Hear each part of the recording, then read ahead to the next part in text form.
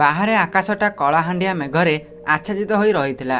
ଶ୍ରାବଣ ମାସର ସେହି ଅଦନିଆ ବର୍ଷା ସାରା ଭୁବନେଶ୍ୱର ସହରକୁ ଯେମିତି ଏକ ଅଜଣ ନିଷ୍ପଦତା ଭିତରକୁ ଠେଲି ଦେଇଥିଲା।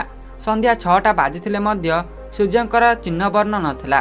ମନେ ହେଉଥିଲା ସତେ ଯେମିତି ଗଭୀର ରାତି ମାଡ଼ି ଆସିଲାଣି। ଝିପିଝିପି ବର୍ଷା ସହିତ ମାଡ଼ି ଆସୁଥିବା ଶୀତୁଆ ପବନ ସହରର ବ୍ୟସ୍ତବହୁଳ ଜୀବନକୁ କିଛିଟା ମନ୍ତର କରିଦେଇଥିଲା। ରାସ୍ତାରେ ଗାଡ଼ି ମଟରର ସଂଖ୍ୟା କମି ଆସୁଥିଲା ଏବଂ ଲୋକମାନେ ନିଜ ନିଜ ଘରକୁ ଫେରିବା ପାଇଁ ବ୍ୟାକୁଳ ଥିଲେ। ଜିଲ୍ଲାପାଳଙ୍କ କାର୍ଯ୍ୟାଳୟରୁ ବାହାରି ନିଜ ସରକାରୀ ଗାଡ଼ିରେ ବସିଲେ ନିହାରିକା ଦାସ। ନିହାରିକା ଜଣେ ଏମିତି ଅଫିସର ଯାହାଙ୍କ ନାଁ ଶୁଣିଲେ ଅସାଧୁ ବ୍ୟବସାୟୀ ଏବଂ ଦୁର୍ନୀତିଖୋର କର୍ମଚାରୀମାନଙ୍କ ପାଦ ଥରୁଥାଏ। ତାଙ୍କ କାର୍ଯ୍ୟଶୈଳୀରେ ଏକ ଅଦ୍ଭୁତ କଠୋରତା ଥିଲା। ସେ କାହାରିକୁ ଖାତିର କରନ୍ତି ନାହିଁ, କିନ୍ତୁ ସେହି କଠୋର ଆବରଣ ଭିତରେ ଗୋଟିଏ କମଳ ହୃଦୟ ଲୁଚି ରହିଥିଲା, ଯାହାକୁ ସେ ବର୍ଷ ବର୍ଷ ଧରି ବାହାର ଦୁନିଆଠାରୁ ଲୁଚାଇ ରଖିଥିଲା। ତାଙ୍କ ଆଖିରେ ସବୁବେଳେ ଏକ ଅକୁହା ଦୁଃଖର ଛାଇ ରହୁଥିଲା, ଯାହାକୁ ସେ କାମର ବୋଝ ତଳେ ଚାପି ଦେବାକୁ ଚେଷ୍ଟା କରୁଥିଲେ। ଗାଡ଼ିଟି ସହରର ମୁଖ୍ୟ ଟ୍ରାଫିକ୍ ଛକରେ ଅଟକି ଗଲା। ଲାଇଟ୍ ନାଲି ପଡ଼ିଥିଲା। ନିହାରିକା କ୍ଳାନ୍ତ ହୋଇ ଝରକା କାଚରେ ମୁଣ୍ଡ ଆଉଜାଇ ବାହାରକୁ ଚାହିଁଲେ। ବର୍ଷା ଟପାଗୁଡ଼ିକ କାଚ ଉପରେ ପଡ଼ି ବିଚିତ୍ର ଛବି ସୃଷ୍ଟି କରୁଥିଲେ। ଗାଡ଼ି ଭିତରେ ଏସିର ଥଣ୍ଡା ପରିବେଶ ଥିଲେ ମଧ୍ୟ ତାଙ୍କ ମନ ଭିତରେ କିଛି ଅଶାନ୍ତି ଚାଲିଥିଲା। ହଠାତ୍ ତାଙ୍କ ନଜର ପଡ଼ିଲା ରାସ୍ତା କଡ଼ରେ ଥିବା ଏକ ଭଙ୍ଗା ଚାଳିଆ ଉପରେ। ସେଠାରେ ଜଣେ 7-8 ବର୍ଷର ପିଲା ବସିଥିଲା। ପିଲାଟିର ଦେହରେ ଏକ ମଇଳା ଛିଣ୍ଡା ଗଞ୍ଜି, ଯାହା ବୋଧହୁଏ ତା ପାଇଁ ବଡ଼ ହୋଇଥିଲା। ବର୍ଷା ପବନରେ ସେ ସାମାନ୍ୟ କୁରୁକିକି ବସିଥିଲା। ତାର ଦୁଇ ହାତରେ ଏକ ଭଙ୍ଗା ପ୍ଲାଷ୍ଟିକର ନାଲି ରଙ୍ଗର କାର୍। ସେ ଖେଳନା ଗାଡ଼ିଟିର ଗୋଟିଏ ଚକ ନଥିଲା, ତଥାପି ପିଲାଟି ତାକୁ ରାସ୍ତାର କାଦୁଅରେ ଚଲାଉଥିଲା ଏବଂ ମଝିରେ ମଝିରେ ନିଜେ ନିଜେ ହସୁଥିଲା। ତାର ସେହି ହସରେ ଯେମିତି ସାରା ବିଶ୍ୱର ନିଷ୍ପାପତା ଭରି ରହିଥିଲା। ନିହାରିକାଙ୍କ ଆଖି ସେ ପିଲାଟି ଉପରେ ସ୍ଥିର ହୋଇଗଲା। ତାଙ୍କୁ ଲାଗିଲା ଯେମିତି ସେ ପିଲାଟି ଭିତରେ କିଛି ଗୋଟେ ଅଛି, ଯାହା ତାଙ୍କୁ ଚୁମ୍ବକ ଭଳି ଟାଣୁଛି। ହଠାତ୍ ପିଲାଟି ମୁଣ୍ଡ ଟେକି ତାଙ୍କ ଗାଡ଼ି ଆଡ଼କୁ ଚାହିଁଲା। ତାର ଆଖି ଦୁଇଟି ଖୁବ୍ ବଡ଼ ବଡ଼ ଏବଂ ଚଞ୍ଚଳ ଥିଲା। ନିହାରିକା ସ୍ତବ୍ଧ ହୋଇଗଲେ। ତାଙ୍କୁ ଲାଗିଲା ସେ ନିଜ ଆଇନାରେ ଦେଖୁଥିବା ନିଜ ଆଖିର ପ୍ରତିବିମ୍ବକୁ ଦେଖୁଛନ୍ତି। ପିଲାଟିର ନାକର ଗଢ଼ଣ, ତାର କପାଳ ଚିହ୍ନ ସବୁକିଛି ଯେମିତି ନିହାରିକାଙ୍କ ସହ ଅଦ୍ଭୁତ ଭାବେ ମିଳାଉ ଯାଉଥିଲା। ତାଙ୍କ ଛାତି ଭିତରଟା ଅଜଣା ଭୟରେ ଧଡ଼ଧଡ଼ ହେବାକୁ ଲାଗିଲା। ସେ ନିଜ ଅଜାଣତରେ ଗାଡ଼ିର କାଚ ତଳକୁ କଲେ। ଶୀତୁଆ ପବନ ସହିତ ବର୍ଷା ଛିଟା ତାଙ୍କ ମୁହଁରେ ପଡ଼ିଲା, କିନ୍ତୁ ତାଙ୍କର ସେଥିପ୍ରତି ନଜର ନଥିଲା। ସେ କେବଳ ସେ ପିଲାଟିକୁ ଚାହିଁ ରହିଥିଲେ। ପିଲାଟି ମଧ୍ୟ ଅପଲକ ନୟନରେ ନିହାରିକାଙ୍କୁ ଚାହିଁ ରହିଲା, ଯେମିତି ସେ ମଧ୍ୟ କିଛି ଚିହ୍ନିବାକୁ ଚେଷ୍ଟା କରୁଛି। ମ୍ୟାଡାମ, ଗ୍ରୀନ୍ ସିଗ୍ନାଲ ହୋଇଗଲାଣି। ଡ୍ରାଇଭର ସୁରେଶର ସ୍ୱର ନିହାରିକାଙ୍କୁ ବାସ୍ତବତାକୁ ଫେରାଇ ଆଣିଲା। ନିହାରିକା କିଛି କହିପାରିଲେନି। ସେ କେବଳ ଅସ୍ପଷ୍ଟ ସ୍ୱରରେ ପଚାରିଲେ, ସୁରେଶ, ସେ ପିଲାଟି କିଏ? ସେ ପାଖ ବସ୍ତିରେ ରହେ କି? ସୁରେଶ କହିଲା, ଆଜ୍ଞା ମ୍ୟାଡାମ, ତାକୁ ସବୁ ସୋନୁ ବୋଲି ଡାକନ୍ତି। ସେ ଜଣେ ଅନାଥ। ଗାଡ଼ି ଆଗକୁ ଚାଲିଲା, କିନ୍ତୁ ନିହାରିକାଙ୍କ ଆତ୍ମା ଯେମିତି ସେହି ଟ୍ରାଫିକ୍ ଛକରେ ଅଟକିଗଲା। ସେଦିନ ରାତିରେ ନିହାରିକାଙ୍କୁ ଆଦୌ ନିଦ ହେଲା ନାହିଁ। ବେଡରୁମ୍ର ବାଲକୋନିରେ ଠିଆ ହୋଇ ସେ ବର୍ଷାକୁ ଚାହିଁ ରହୁଥିଲେ, କିନ୍ତୁ ତାଙ୍କ ମନ 8 ବର୍ଷର ତଳ ସେ ଦୁଃଖଦ ଦୃଶ୍ୟକୁ ଫେରି ଯାଉଥିଲା। ସେତେବେଳେ ସେ ଦିଲ୍ଲୀରେ IAS ପାଇଁ ପ୍ରସ୍ତୁତ ହେଉଥିଲେ। ଜୀବନର ଏକ ଭୁଲ ନିଷ୍ପତ୍ତି ଏବଂ ପରିବାରର ସମ୍ମାନ ରକ୍ଷା କରିବାକୁ ଯାଇ ତାଙ୍କ ସହ ଯାହା ଘଟିଥିଲା ତାହା କେବଳ ସେ ହିଁ ଜାଣିଥିଲେ। ଡାକ୍ତରଖାନାର ସେହି ଧଳା ବେଡ୍ରେ ଯେତେବେଳେ ସେ ଚେତା ଫେରି ପାଇଥିଲେ, ତାଙ୍କ ବାପା ବିଶ୍ୱନାଥ ଦାସ ତାଙ୍କ ପାଖରେ ଠିଆ ହୋଇଥିଲେ। ବିଶ୍ୱନାଥ ଦାସ ଜଣେ ପ୍ରଭାବଶାଳୀ ରାଜନେତା ଥିଲେ। ତ ପିଲା ମରିଯାଇଛି ନିହାରିକା, ତା କଥା ଚିନ୍ତା କରି ଲାଭ ନାହିଁ। ଏବେ ନିଜ କ୍ୟାରିୟର ଉପରେ ଧ୍ୟାନ ଦେ। ଲୋକେ ଜାଣିଲେ ମୋ ମୁହଁରେ ଚୂନ କାଳି ପଡ଼ିବ, ବାପା ତାଙ୍କୁ ରୁକ୍ଷ ସୁରରେ କହିଥିଲେ। ସେଦିନ ନିହାରିକା ବହୁତ କାନ୍ଦିଥିଲେ, ଭିକ୍ଷା ମାଗିଥିଲେ ଥରୁଟିଏ ତାଙ୍କ ପିଲାକୁ ଦେଖିବା ପାଇଁ, କିନ୍ତୁ ତାଙ୍କ ମୃତ୍ୟୁ ଶିଶୁର ମୁହଁ ମଧ୍ୟ ଦେଖିବାକୁ ଦିଆଯାଇନଥିଲା। ସେହିଦିନଠାରୁ ସେ ନିଜ ମନକୁ ପଥର କରି କେବଳ କାମରେ ମନ ଦେଲେ। କିନ୍ତୁ ଆଜି ସୋନୁରେ ସେ ଆଖି ତାଙ୍କୁ ସବୁକିଛି ପୁଣି ମନେ ପକାଇ ଦେଉଥିଲା।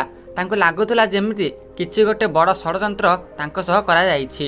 ସକାଳ ହେବା କ୍ଷଣି ସେ ନିଜର ସବୁଠାରୁ ବିଶ୍ୱସ୍ତ ସୁରକ୍ଷା କର୍ମୀ ଆକାଶକୁ ଡାକିଲେ। ଆକାଶ ଅତ୍ୟନ୍ତ ଚତୁର ଏବଂ ବିଶ୍ୱସ୍ତ ଥିଲେ।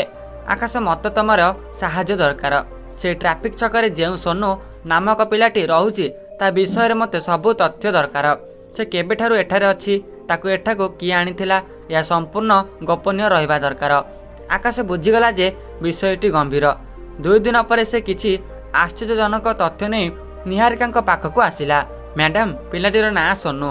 ସେ ପାଖ ବସ୍ତିରେ ଜଣେ ବୁଢ଼ୀ ପାଖରେ ରହେ। କିନ୍ତୁ ସେଇ ବୁଢ଼ୀଟି ତାର ନିଜର ନୁହେଁ। ପ୍ରାୟ 7 ବର୍ଷ ତଳେ ଜଣେ ବୟସ୍କ ଲୋକ ସେ ପିଲାଟିକୁ ଧରି ଏହି ସହରକୁ ଆସିଥିଲା। ସେ ଲୋକଟିର ନାମ ଥିଲା ରଘୁ। ରଘୁ ଏହି ନାମଟି ଶୁଣି ନିହାରିକାଙ୍କ ଶକ୍ତ ଧକ୍କା ଲାଗିଲା। ରଘୁ ଥିଲା ତାଙ୍କ ବାପା ବିଶ୍ୱନାଥ ଦାସଙ୍କର ସବୁଠାରୁ ବିଶ୍ୱସ୍ତ ଗାଡ଼ି ଚାଳକ, ଯିଏ ଅନେକ ଦିନ ହେବ ନିଖୋଜ ଥିଲା। ନିହାରିକାଙ୍କ ସନ୍ଦେହ ଏବେ ବିଶ୍ୱାସରେ ପରିଣତ ହେବାକୁ ଲାଗିଲା। ତାଙ୍କ ବାପା ତାଙ୍କୁ ମିଛ କହିଥିଲେ, ତାଙ୍କ ପିଲା ମରିନଥିଲା। ନିହାରିକା ସ୍ଥିର କଲେ ଯେ ସେ ନିଜେ ସେହି ବସ୍ତିକୁ ଯିବେ, ଜଣେ ଜିଲ୍ଲାପାଳ ଭାବେ ନୁହେଁ, ବରଂ ଜଣେ ସାଧାରଣ ନାରୀ ବେଶରେ। ସନ୍ଧ୍ୟା ସମୟରେ ସେ ଏକ ସାଧାରଣ ସୂତି ଶାଢ଼ୀ ପିନ୍ଧି ମୁହଁରେ ଓଢ଼ଣା ଦେଇ ସେ ବସ୍ତିରେ ପହଞ୍ଚିଲେ। ବସ୍ତିର ଅଳିଆ ଆବର୍ଜନା ଏବଂ ଦୁର୍ଗନ୍ଧ ଭିତରେ ଗୋଟିଏ କଣରେ ସନୁ ଏକ ଭଙ୍ଗା ଚଟାଣରେ ବସି ସେ ନାଲି କାର୍ ସହ ଖେଳୁଥିଲା। ତାକୁ ଦେଖି ନିହାରିକାଙ୍କ ଆଖିରୁ ଲୁହ ଝଡ଼ି ପଡ଼ିଲା। ସେ ଧୀରେ ଧୀରେ ତା ପାଖକୁ ଗଲେ। ପୁଅ, ତୋ ନାଁ ସୋନୁ? ନିହାରିକା ଅତି ନର୍ମ ଭାବେ ପଚାରିଲେ। ସୋନୁ ଚମକି ପଡ଼ିଲା। ସେ ନିହାରିକାଙ୍କୁ ଚିହ୍ନି ପାରିଲା।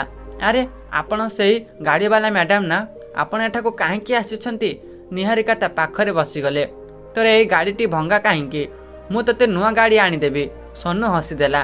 ନା ମ୍ୟାଡ଼ାମ୍, ଏଇଟା ମୋ ବାପା ରଘୁ ମୋତେ ଦେଇଥିଲେ। ସେ ଏବେ ଭଗବାନ ପାଖକୁ ଚାଲିଗଲେଣି। ଏଇଟା ତାଙ୍କର ଶେଷ ସ୍ମୃତି। ସେହି ସମୟରେ ସେଠାକୁ ସେଇ ବୁଢ଼ୀ ଜଣକ ଆସିଲେ। ନିହାରିକା ତାଙ୍କ ସହ କଥାବାର୍ତ୍ତା କଲେ। ବୁଢ଼ୀ ଜଣକ କହିଲେ ଯେ ରଘୁ ଯେତେବେଳେ ପିଲାଟିକୁ ଆଣିଥିଲେ ସେ ବହୁତ ଛୋଟ ଥିଲା। ରଘୁ କାନ୍ଦି କାନ୍ଦି କହିଥିଲେ ଯେ ପିଲାଟିର ଜୀବନ ପ୍ରତି ବିପଦ ଅଛି, ତେଣୁ ତାକୁ ଏଠାରେ ଲୁଚାଇ ରଖିବାକୁ ହେବ। ନିହାରିକା ସେହି ବୁଢ଼ୀଠାରୁ ରଘୁର ଏକ ପୁରୁଣା ଟ୍ରଙ୍କ ପାଇଲେ। ସେଥିରେ କିଛି କାଗଜପତ୍ର ଥିଲା। ସେଥିମଧ୍ୟରୁ ଏକ ହସ୍ପିଟାଲର ଡିସଚାର୍ଜ ସାର୍ଟିଫିକେଟ୍ ମିଳିଲା, ଯେଉଁଥିରେ ମାଆଙ୍କ ନାମ ଲେଖା ଥିଲା ନିହାରିକା ଦାସ। ନିହାରିକାଙ୍କ ପାଦ ତଳୁ ମାଟି ଖସିଗଲା। ତାଙ୍କ ବାପା ଯେ ଏତେ ବଡ଼ ନୃଶଂସ କାମ କରିପାରିବେ ସେ କଳ୍ପନା କରିନଥିଲେ। ନିଜର ରାଜନୈତିକ ସମ୍ମାନ ପାଇଁ ସେ ନିଜ ନାତିକୁ ଏକ ଅନାଥର ଜୀବନ ବିତାଇବାକୁ ଛାଡ଼ି ଦେଇଥିଲେ। ନିହାରିକା ଆଉ ଡେରି କଲେ ନାହିଁ। ସେ ସୋନୁର ଚୁଟିରେ ଏକ ନମୁନା ଏବଂ ତାଙ୍କର ନମୁନା ନେଇ ଗୋପନରେ ଏକ DNA ଟେଷ୍ଟ କରାଇଲେ। 3 ଦିନ ପରେ ରିପୋର୍ଟ ଆସିଲା ପଜିଟିଭ୍। ସୋନୁ ହିଁ ତାଙ୍କର ନିଖୋଜ ପୁଅ। DNA ରିପୋର୍ଟ ଦେଖିବା ପରେ ନିହାରିକାଙ୍କ ଭିତରେ ଥିବା ନାରୀ ଶକ୍ତି ଜାଗ୍ରତ ହେଲା। ସେ ଆଉ ସେହି ଅସହାୟ ଝିଅ ହୋଇ ରହିବାକୁ ଚାହୁଁନଥିଲେ। ସେ ସିଧା ନିଜ ବାପାଙ୍କ ପ୍ରସାଦ ଭଳି ଘରକୁ ଗଲେ। ସେତେବେଳେ ବିଶ୍ୱନାଥ ଦାସ ନିଜର କିଛି ରାଜନୈତିକ ବନ୍ଧୁମାନଙ୍କ ସହ ଆଗାମୀ ନିର୍ବାଚନ ବିଷୟରେ ଆଲୋଚନା କରୁଥିଲେ। ନିହାରିକା ଭିତରକୁ ପ୍ରବେଶ କଲେ ଏବଂ ଟେବୁଲ ଉପରେ DNA ରିପୋର୍ଟଟିକୁ ପିଟି ଦେଲେ। ବାପା, ଏଇଟା କ'ଣ? ବିଶ୍ୱନାଥ ଦାସ ଚମକି ପଡ଼ିଲେ। ରିପୋର୍ଟ ପଢ଼ିବା ପରେ ତାଙ୍କ ମୁହଁର ରଙ୍ଗ ଉଡ଼ିଗଲା। ସେ ସାମାନ୍ୟ ସଂଶୋଧନ କରି କହିଲେ, ନିହାରିକା, ତୁ ଏସବୁ କ'ଣ କରୁଛୁ? ସେ ବସ୍ତି ପିଲାଟା ତୋ ଜୀବନ ନଷ୍ଟ କରିଦେବ। ମୁଁ ଯାହା କରିଥିଲି ତୋ ଭଲ ପାଇଁ କରିଥିଲି। ନିହାରିକା ଗର୍ଜନ କରି କହିଲେ, ମୋ ଭଲ ପାଇଁ? ଜଣେ ମାଆକୁ ତା ପିଲାଠାରୁ ଅଲଗା କରିବା କ'ଣ ଭଲ କାମ? ଆପଣ ରାଜନୀତି ଏବଂ ମିଥ୍ୟା ସମ୍ମାନ ମୋ ମମତା ଠାରୁ ବଡ଼ ନୁହେଁ। ଆଜିଠାରୁ ଆପଣ ମୋ ପାଇଁ କେହି ନୁହନ୍ତି। ମୁଁ ଜଣେ ଜିଲ୍ଲାପାଳ ଭାବେ ନୁହେଁ, ଜଣେ ମାଆ ଭାବେ ଆପଣଙ୍କୁ ଦଣ୍ଡ ଦେବି। ସେ ସେହି ମୁହୂର୍ତ୍ତରେ ସବୁ ସାମ୍ବାଦିକମାନଙ୍କୁ ନିଜ ବାସଭବନକୁ ଡାକିଲେ। ସେଠାରେ ସେ ସୋନୁକୁ ଧରି ଠିଆ ହେଲେ। ସୋନୁ ଭୟରେ ନିହାରିକା ହାତକୁ ଜାବୁଡ଼ି ଧରିଲା। ନିହାରିକା ମାଇକ୍ ଧରି ସମଗ୍ର ସହର ସାମ୍ନାରେ କହିଲେ, ଆଜି ମୁଁ ଏକ ବଡ଼ ସତ୍ୟ ପ୍ରକାଶ କରିବାକୁ ଯାଉଛି। ଏହି ପିଲାଟି ଯାହାକୁ ଆପଣମାନେ ଜଣେ ବସ୍ତିର ଅନାଥ ଭାବେ ଦେଖୁଥିଲେ, ସିଏ ହେଉଛି ମୋ ପୁଅ। ଆଜିକୁ 8 ବର୍ଷ ତଳେ ରାଜନୈତିକ ଷଡ଼ଯନ୍ତ୍ର ଏବଂ ମିଥ୍ୟା ସମ୍ମାନର ବଳି ପଡ଼ି ତାକୁ ମୋ ଠାରୁ ଦୂରେଇ ଦିଆଯାଇଥିଲା ଏବଂ ସେହି ଷଡ଼ଯନ୍ତ୍ରର ମୁଖ୍ୟ ନାୟକ ହେଉଛନ୍ତି ମୋ ବାପା ବିଶ୍ୱନାଥ ଦାସ। ସାରା ରାଜ୍ୟରେ ଏହା ଏକ ବିସ୍ଫୋରଣ ଭଳି ଖେଳିଗଲା। କ୍ୟାମେରା ଫ୍ଲାସ୍ ହେବାକୁ ଲାଗିଲା। ବିଶ୍ୱନାଥ ଦାସଙ୍କ ରାଜନୈତିକ କ୍ୟାରିୟର ଶେଷ ହୋଇଗଲା। ତାଙ୍କୁ ସେହି ସ୍ଥାନରୁ ହିଁ ପୋଲିସ ଗିରଫ କଲା। ଏହି ଘଟଣାର କିଛି ଦିନ ପରେ ନିହାରିକା ନିଜ ପଦବୀରୁ ଇସ୍ତଫା ଦେବାକୁ ଚାହୁଁଥିଲେ, କିନ୍ତୁ ସରକାର ଏବଂ ସାଧାରଣ ଜନତା ତାଙ୍କ ସାହସକୁ ସଲାମ କଲେ। ତାଙ୍କୁ ଲାଗିଲା ଯେମିତି ସେ ଏକ ନୂଆ ଜନ୍ମ ପାଇଛନ୍ତି। ଆଜି ନିହାରିକାଙ୍କ ସରକାରୀ ବଙ୍ଗଳାରେ ଶିଶୁର ହସ ଶୁଭୁଛି। ସୋନୁ ଏବେ ସହରର ସବୁଠାରୁ ଭଲ ସ୍କୁଲରେ ପଢ଼ୁଛି। ତାର ମହିଳା ଗଞ୍ଜି ବଦଳରେ ଏବେ ଦାମୀ ପୋଷାକ, କିନ୍ତୁ ସେହି ଭଙ୍ଗା ନାଲି କାର୍ଟିକୁ ସେ ଏବେ ମଧ୍ୟ ଏକ କାଚ ବାକ୍ସରେ ସାଇତି ରଖିଛି। ନିହାରିକା ପ୍ରମାଣ କରିଦେଲା ଯେ ସମାଜର ନିୟମ ଏବଂ ରାଜନୀତିର କ୍ରୂରତା ଜଣେ ମାଆର ହୃଦୟକୁ ଜୟ କରିପାରିବ ନାହିଁ। ବର୍ଷା ଭିଜା ସେହି ସନ୍ଧ୍ୟାରେ ଯେଉଁ ଅଜଣା ଆକର୍ଷଣ ତାଙ୍କୁ ସେ ଟ୍ରାଫିକ୍ ଛକରେ ଅଟକାଇ ଦେଇଥିଲା, ତାହା କୌଣସି ସଂଯୋଗ ନଥିଲା, ବରଂ ତାହା ଥିଲା ରକ୍ତର ଡାକ। ଆଜି ନିହାରିକା କେବଳ ଜଣେ ସଫଳ ଜିଲ୍ଲାପାଳ ନୁହନ୍ତି, ବରଂ ଜଣେ ସମ୍ପୂର୍ଣ୍ଣ ନାରୀ ମଧ୍ୟ।